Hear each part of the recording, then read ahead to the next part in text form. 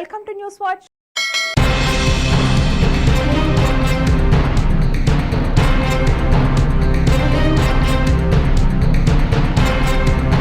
వాల్మీకిపురం మండలం గండబోయినపల్లి కోటలో వెలిసిన శ్రీ సత్యమ్మ తల్లి ఆలయంలో మొదటిసారి విశ్వవసునామ సంవత్సర ఉగాది పండుగను పురస్కరించుకుని ఆలయ అధ్యక్షుడు పులి సత్యనారాయణ రెడ్డి, కోశాధికారి ప్రభాకర్ రెడ్డి, కార్యదర్శి చక్రపాణి, కమిటీ సభ్యుల ఆధ్వర్యంలో ఆదివారం సాయంత్రం సుబ్రహ్మణ్య స్వామి శంకర్ స్వాములచే పంచాంగ శ్రవణం పఠించారు.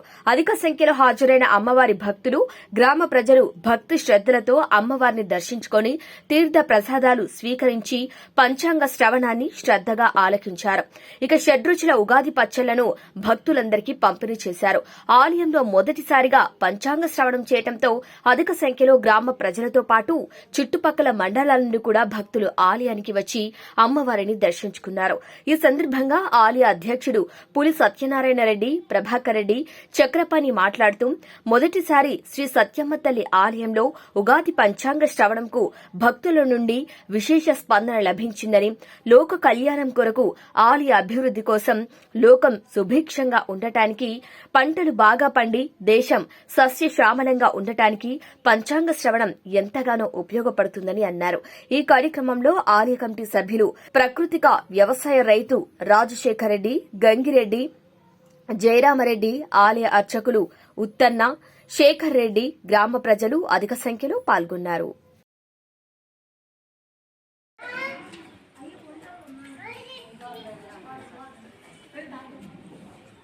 మనకు సంవత్సరానికి 3 ప్రజలు మహానుభావులు నిర్మించారు.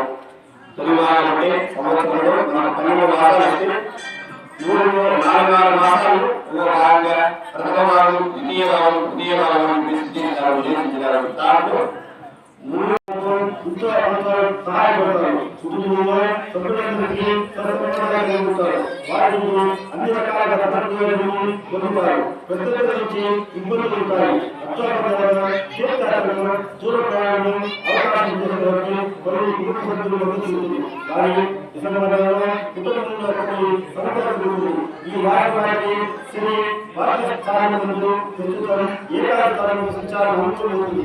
వృత్తి వ్యాపారాలు, విజయాలు మరియు ఆర్థిక వృద్ధికరణ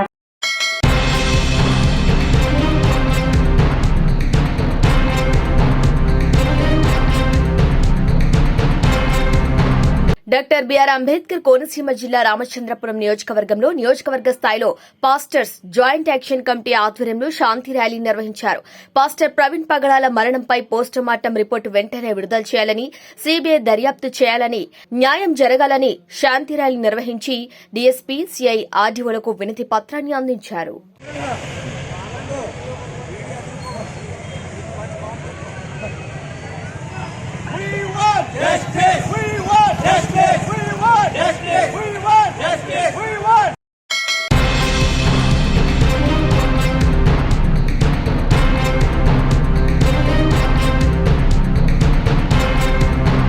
భూమి నిజంగానే ప్రభుత్వానిదైతే దొంగల్లాగా రాత్రిపూట ఎందుకు వెళ్తున్నారు? రేవంత్ రెడ్డి, నువ్వు కూడా నీ గురువు చంద్రబాబులాగానే 4th city, 420 city, 4 brothers city అని ఏదో కడుతున్నావు కదా, అక్కడ తీసుకో 400 ఎకరాలు. శని ఆదివారాలు మాత్రమే పనిచేస్తావని హైకోర్టు ఎన్నిసార్లు చివాట్లు పెట్టినా రేవంత్ రెడ్డికి బుద్ధి రాలేదంటూ మాజీ మంత్రి ఎమ్మెల్యే జగదీష్ రెడ్డి విమర్శించారు. 1969 నాటికే తెలంగాణకు అన్యాయం జరుగుతుందని, ఉద్యోగాల్లో, చదువుల్లో అన్నిట్లో నష్టం జరుగుతుందని ఏదైతే పోరాటం ప్రారంభమైందో మా తెలంగాణ మాకు కావాలని, ఆ పోరాటం నుంచి మరలి పక్కదారి పట్టించడం కొరకు ఆనాడు కేంద్ర ప్రభుత్వం తప్పని పరిస్థితులలో ఇచ్చిన యూనివర్సిటీ ఇది Hyderabad central university, university of Hyderabad అంటాం.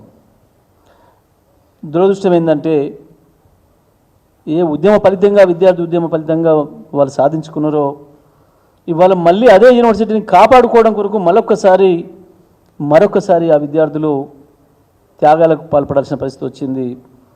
లాఠీ చార్జీలకు గురై కేసుల పాలు కావాల్సిన పరిస్థితి వచ్చింది. ఇవాళ ఆనాడు అదే కాంగ్రెస్, ఈనాడు అదే కాంగ్రెస్. కాంగ్రెస్ అంటేనే కేసులు, కాంగ్రెస్ అంటేనే లాఠీ చార్జీలు, కాంగ్రెస్ అంటేనే జైళ్ళు అనేది మరొకసారి నిరూపించుకుంది వాళ్ళ కాంగ్రెస్ ప్రభుత్వం, దాని నాయకుడు రాహుల్ గాంధీ కూడా. ఇంకా దుర్మార్గం ఏంటంటే దీంట్లో మంత్రులు నిన్న అక్కసంత వెళ్ళగక్కి వరుసగా ఒకటి తర్వాత ఒకడు పెయిడ్ బ్యాచ్ ఉంది అని చెప్పి మాట్లాడిండ్రు.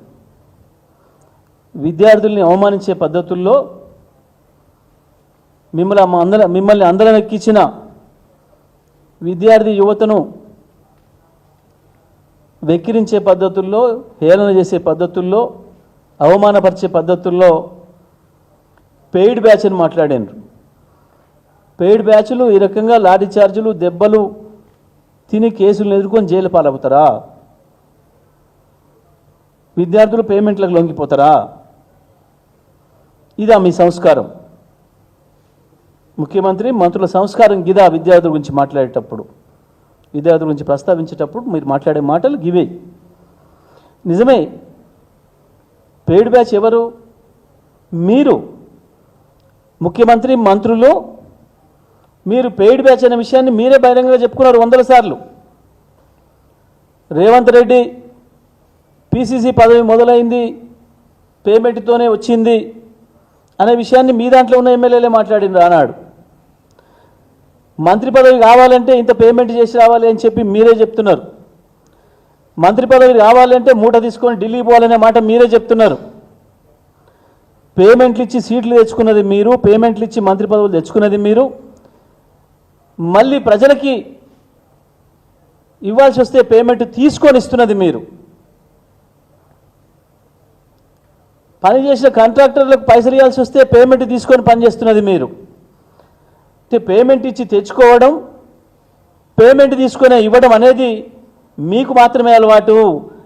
పేమెంట్ మీద ఏదైనా పేటెంట్ ఉంది అంటే అది మీకు మాత్రమే ఉంది, కాంగ్రెస్ పార్టీకి మాత్రమే ఉంది, కాంగ్రెస్ పార్టీ ముఖ్యమంత్రికి, మంత్రులకు మాత్రమే ఉంది తప్ప పేమెంట్ మీద పేటెంట్ మీది మాత్రమే తప్ప విద్యార్థులది కాదు. సమాజ గమనంలో, సమాజ మార్పులో, సమాజంలో వస్తున్న దుర్మార్గమైన పోకడలను వ్యతిరేకించడంలో విద్యార్థి లోకం ఎప్పుడు కూడా ముందే ఉంది, త్యాగాలకు ఎప్పుడు కూడా ముందే ఉంది. ప్రపంచం నడబడే, ప్రపంచ గమనమే విద్యార్థుల త్యాగాలతో జరిగిందనే సోయి లేని వాళ్ళు, పైరవికారులు, దందాగాన్లు మీరు వాళ్ళ పేమెంట్లతోని పదవుల్లోకి వచ్చారు. మీరు ఎవ్వడు కూడా ప్రజా ఉద్యమాలతో సంబంధం ఉన్నవాడు కాదు. మీరు ఎవడు కూడా ప్రజానాయకుడు కాడు. పుట్టుకతోని నాయకత్వ లక్షణాలు ఉన్న ఎవడు కూడా కాడు. ఈ దందాలు ఆ దందాలు చేసి మీరు చేసిన బ్లాక్ దందాలలో వచ్చిన పైసలతోని పదవులు కొనుక్కొచ్చుకొని, పార్టీల బలహీనతలను ఆసరా చేసుకొని పదవులను కొనుక్కొచ్చుకొని పేమెంట్ల మీద వచ్చిన నాయకులు మీరు.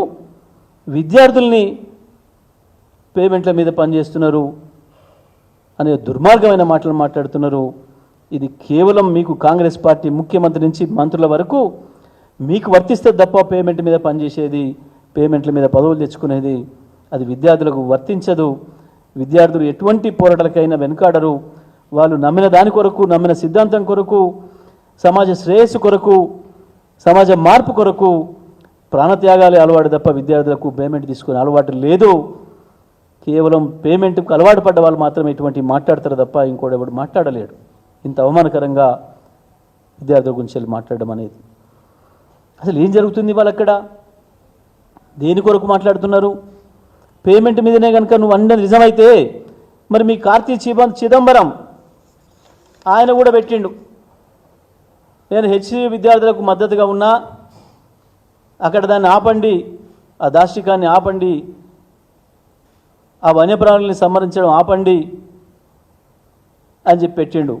కార్తీ చిదంబరం కూడా పేమెంట్ మీదనే మాట్లాడిందా? కార్తీ చిదంబరం పేమెంట్ మీద మాట్లాడిందా? అడగండి మరొకసారి. ఎంత పేమెంట్ ఇచ్చిండ్రు, ఎవరు ఇచ్చిండ్రు, ఆయనకు ఎందుకు మాట్లాడిండో ఒకసారి మాట్లాడండి. మీ పార్టీని, మీ పార్టీ ఎంపీ ఇప్పుడు ఆయన. అనేక మంది, ప్రకాష్ రాజ్ మాట్లాడిండు, ధ్రువరాటి మాట్లాడిండు, అనేక మంది అక్కడ జరుగుతున్న దాష్టికం మీద మనుషులుగా, మానవులుగా మానవ జాతి మంచిని కోరుకునే వాళ్ళుగా అనేక మంది మాట్లాడుతున్నారు. వీళ్ళంతా పేమెంట్ల మీదనే మాట్లాడినరా? పేమెంట్తోనే తప్ప మీ బతుకులకి ఇంకో రకంగా పని చేయించుకునే శక్తి లేని వాళ్ళు కాబట్టి మీకు ఇట్లాంటి చిల్లర మాటలు వస్తాయి. పేమెంట్ల మీద మాట్లాడినరా? ఇదే రేవంత్ రెడ్డి ఇదే భూముల మీద కేసులు వేసినాడు.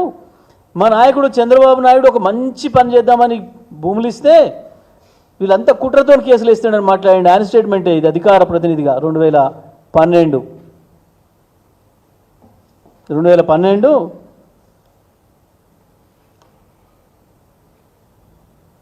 సెప్టెంబర్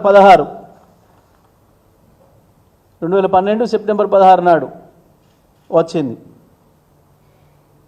ఇదే రేవంత్ రెడ్డి భూములు ప్రభుత్వానికి కావు, ప్రైవేట్ వాళ్ళకి ఇచ్చిండు, మా చంద్రబాబు నాయుడు సరే గొప్ప గొప్ప పనులు చేద్దామని ఇస్తే ఈ దుర్మార్గంగా వీళ్ళు అడ్డుకుంటున్నారు. కాంగ్రెస్ అడ్డుకుంది, ఇప్పుడు కేసీఆర్ అడ్డుకుంటున్నాడు, బీఆర్ఎస్ పార్టీ అడ్డుకుంటుంది, టీఆర్ఎస్ పార్టీ అడ్డుకుంటుంది. ఏం లేదు, వాళ్ళ గురువు గారు మొదలుపెట్టిపోయిండు, తాబేదారులకు ఇచ్చి సాటుగా గుంజుకునే ముచ్చట గదే పేమెంటే. ఇక పేమెంట్ మీద వెయ్యాలి, పేమెంట్ తీసుకోవాలి. అదే పని మీద వాళ్ళ గురువుగారు మొదలుపెట్టిండు. గురువుగారితో సాధ్యం కాలేదు కాబట్టి ఇప్పుడు శిష్యుడు పూర్తి చేసే పనిలో ఉన్నాడు. పేమెంట్ ఇచ్చుడు, ఇంకో వైపు నుంచి పేమెంట్ తీసుకున్నాడు. అందుకే వీళ్ళకి ఎప్పుడు అదే గుర్తొస్తుంది, అది తప్ప ఇంకొకటి ఉండదు. పేమెంట్లో యావ తప్ప ఇంకొకటి ఉండదు. ప్రజల యావ ఉండదు, పర్యావరణ యావ ఉండదు. పర్యావరణం గురించి వెళ్ళి మాట్లాడుతున్నారు. భారతదేశంలో అత్యంత తక్కువ కాలంలో అత్యద్భుతమైన పర్యావరణ నిర్మాణం చేసిన నాయకుడిగా కేసీఆర్కు అనేక రకమైన కితాబులు వచ్చినాయి. హైదరాబాద్ను గ్రీన్ సిటీ ఆఫ్ ఇండియాకు కూడా గుర్తించారు. 7.5% గ్రీన్ కవర్ను అతి తక్కువ కాలంలో తెచ్చిన నాయకుడు కేసీఆర్. కేసీఆర్ ఏమో ఒకవైపు హరితహారం చేసిండు, రేవంత్ రెడ్డి కాంగ్రెస్ ప్రభుత్వం హరిత సంహారం చేస్తూ ఉంది.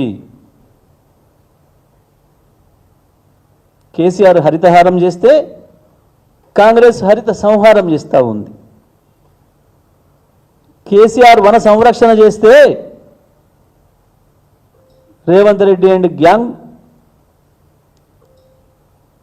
హరిత భక్షణ చేస్తూ ఉంది, వనభక్షణ చేస్తూ ఉంది. అందులో ఉండే జంతువులను వేలాదిగా లక్షలాదిగా ఉన్నాయి, అనేక రకాల జంతువులు. పిల్లలు అనేక ప్రయాసాలు కోర్చి పాపం తాపత్రయంతో ఇంతకాలంగా అక్కడ వాళ్ళతో కలిసి బ్రతుకుతున్న నెమలు కావచ్చు, జింకలు కావచ్చు, ఇతర అనేక రకాల వన్యప్రాణులు నీళ్ళలో ఉన్నవి, చెరువులు 3 చెరువులలో బ్రతుకుతున్నవి. వాటి చప్పుడుతోనే వాళ్ళు ఆనందాన్ని పొందుతున్నది. ఆ వాతావరణం పోతుంది, నాశనం అయిపోతున్నాయి. తమతో పాటు పెరిగిన మూగ జీవాలు వాళ్ళ కళ్ళ ముందే ప్రాణాలు కోల్పోతున్నాయన్న బాధతోని పిల్లలు తమది కానీ బాధ్యతను నెత్తిరేసుకొని పోరాటం చేస్తున్నారు. వాస్తవానికి అది యూనివర్సిటీ బాధ్యత. యూనివర్సిటీ కేంద్ర ప్రభుత్వ యూనివర్సిటీ. వాస్తవానికి బీజేపీకి చిత్తశుద్ధి ఉంటే యూనివర్సిటీ అధికారులతో మాట్లాడి 1 నిమిషం కూడా పోలీసులకు లోపలికి అనుమతి లేకుండా ఆపొచ్చు. మొత్తం ఉన్న జేసీబీలను తీసుకుపోయి లోపల పెట్టవచ్చు. కానీ ఇది బీజేపీ కాంగ్రెస్ కలిసి ఆడుతున్న నాటకం. బడేబాయి నా వైపు ఉన్నాడు అని చెప్పి నమ్మకంతో చోటేబాయి చేస్తున్న దుర్మార్గం ఇది. నిజంగా బీజేపీ రాష్ట్ర నాయకత్వానికి చిత్తశుద్ధి ఉంటే కిషన్ రెడ్డి, బండి సంజయ్లకు నిజంగా చిత్తశుద్ధి ఉంటే 1 నిమిషం పని ఏ రకంగా ఒక యూనివర్సిటీలోకి పోలీసులు అనుమతి లేకుండా పోతారు? యూనివర్సిటీ పిల్లలకు తండ్రిలాగా ఉండవలసిన వైస్ ఛాన్సలర్ తన పిల్లల మీద అటువంటి దుర్మార్గమైన దాడి జరుగుతుంటే ఏ రకంగా మౌనంగా ఉంటాడు? ఇద్దరు బీజేపీ కాంగ్రెస్ కలిసి ఆడుతున్న నాటకం. బీజేపీవి కేవలం మొసలు కన్నీళ్ళే. ఒక నిమిషం పని ఏ రకంగా అనుమతించిండు, ఎట్లా అనుమతించిండు లోపలికి? లోపల లా అండ్ ఆర్డర్ సమస్య వస్తే అది వైస్ ఛాన్సలర్ చూసుకుంటాడు. వైస్ ఛాన్సలర్ కంప్లైంట్ చేస్తేనే లోపలికి అడుగు పెట్టాలి. లోపలికి పోయి పిల్లల్ని కొట్టి పిల్లల మీద దాడి చేసి తీసుకుపోయి పోలీస్ స్టేషన్లో కూర్చోబెట్టి కేసులు పెట్టే అవకాశం ఎక్కడిది రాష్ట్ర ప్రభుత్వానికి? మొన్ననే వారం కాలేదు ముఖ్యమంత్రి అసెంబ్లీలో ప్రకటించి డ్రోన్ కెమెరా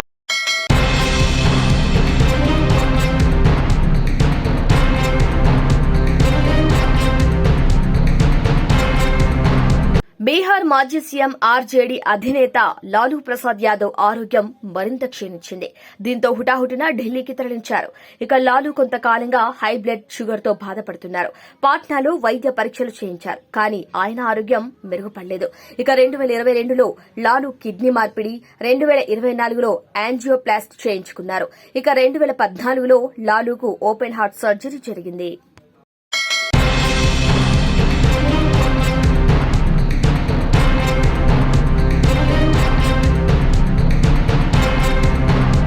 హైదరాబాద్ జిల్లా స్థానిక సంస్థల ఎమ్మెల్సీ ఎన్నికల కోడ్ అమల్లోకి వచ్చిన నేపథ్యంలో లైసెన్సీడ్ తుపాకులు ఉన్నవారు వెంటనే స్థానిక పోలీస్ స్టేషన్లో వాటిని అప్పగించాలని city police commissioner CV Anand ఆదేశాలు జారీ చేశారు. ఈ నెల 23న ఎన్నికలు జరిగి 25న ఫలితాలు వెలువడతాయని తెలిపారు. ఇక 29వ తేదీ తర్వాత ఎవరి తుపాకులు వారికి అందజేస్తారని సిపి వెల్లడించారు. తుపాకులు డిపాజిట్ చేయకుండా నిర్లక్ష్యంగా వ్యవహరించే వారిపై చట్టపరమైన చర్యలు తీసుకుంటామని సిపి హెచ్చరించారు.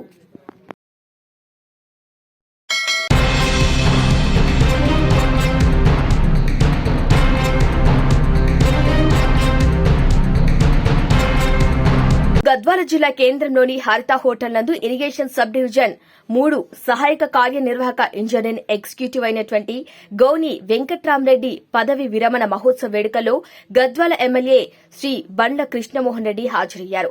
ఇక పదవి విరమణ పొందిన వెంకట్రామరెడ్డి గారికి శాల్వా కప్పి పుష్పగుచ్చమిచ్చి ఘనంగా ఎమ్మెల్యే సత్కరించారు.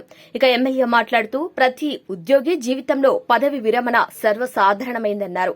వారి శేష జీవితం వారి కుటుంబ సభ్యులతో ఆయురారోగ్యాలతో అష్టైశ్వర్యాలతో నిండు నూరేళ్లు సుఖ సంతోషాలతో గడపాలని మనస్ఫూర్తిగా ఆ భగవంతుని కోరుకోవటం జరుగుతుందని తెలిపారు. ఇక ఈ కార్యక్రమంలో జిల్లా గ్రంథాలయ మాజీ చైర్మన్ జంబు రామన్ గౌడ్, మాజీ వ్యవసాయ market yard chairman Sridhar Goud, జిల్లా సీనియర్ నేతలు గడ్డం కృష్ణారెడ్డి, రమేష్ నాయుడు, మాజీ ఎంపీపీ విజయ్, మాజీ వైస్ ఎంపీపీలు సుదర్శన్ రెడ్డి, రామకృష్ణ నాయుడు, నాయకులు రాధాకృష్ణారెడ్డి, నీలేశ్వరరెడ్డి, శ్రీరాములు నాయకులు, కార్యకర్తలు, అధికారులు తదితరులు పాల్గొన్నారు.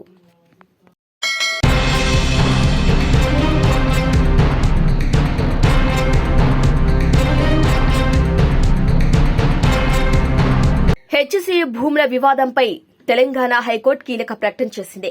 ఇక రేపటి వరకు చెట్లు కొట్టివేయద్దని ప్రభుత్వానికి ఆదేశించింది. గురువారం మధ్యాహ్నం 2:30 గంటలకు తీర్పు వాయిదా వేసింది. హెచ్సీఏ తరపున ఎల్ రవిచందర్ వాదనలు వినిపించారు. అది ప్రభుత్వ భూమి అయినా సుప్రీంకోర్టు తీర్పుకు లోబడే పనిచేయాలని అధికారులు విరుద్దంగా వ్యవహరిస్తున్నారని హైకోర్టు దృష్టికి తీసుకువెళ్లారు.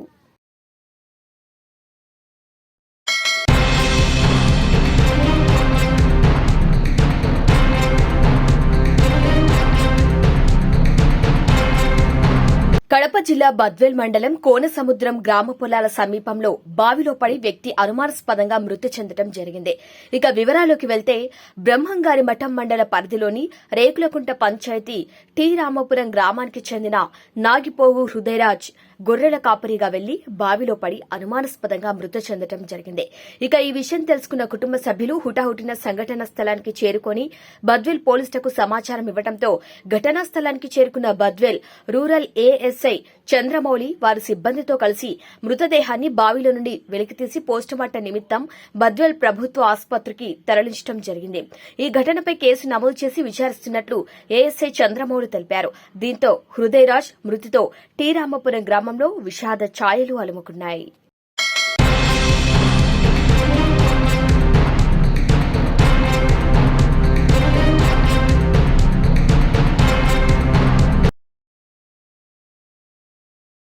శ్రీ శ్రీ శ్రీ ఆదిత్యాపరా శ్రీ స్వామి త్రిశక్తి పీఠం అంబాత్రేయ క్షేత్రం బిజ్వారం గ్రామం ఈ నెల 4వ తారీఖున జరుగుతున్నటువంటి గోమాత కళ్యాణం లోక కళ్యాణం కొరకు శ్రీ శ్రీ శ్రీ ఆదిత్య పరాశ్రీ స్వామి గారి ఆధ్వర్యంలో ఈ యొక్క లోక కళ్యాణం వీక్షించి మీరు మీ కుటుంబ సభ్యులు ఆయుర ఆరోగ్యాలతో ఆర్థిక పుష్టితో ఉండాలని అందరి క్షేమం కాంక్షించి పెద్ద ఎత్తున నిర్వహిస్తున్నటువంటి ఈ క్రతువులో మీరందరూ పాల్గొనాలని ఆహ్వానిస్తూ ఈ రోజు వనపర్తి పట్టణంలోని స్వామి వివేకానంద ప్రాంగణంలో ఈ యొక్క గోడ పత్రికలను విడుదల చేయడం జరిగింది.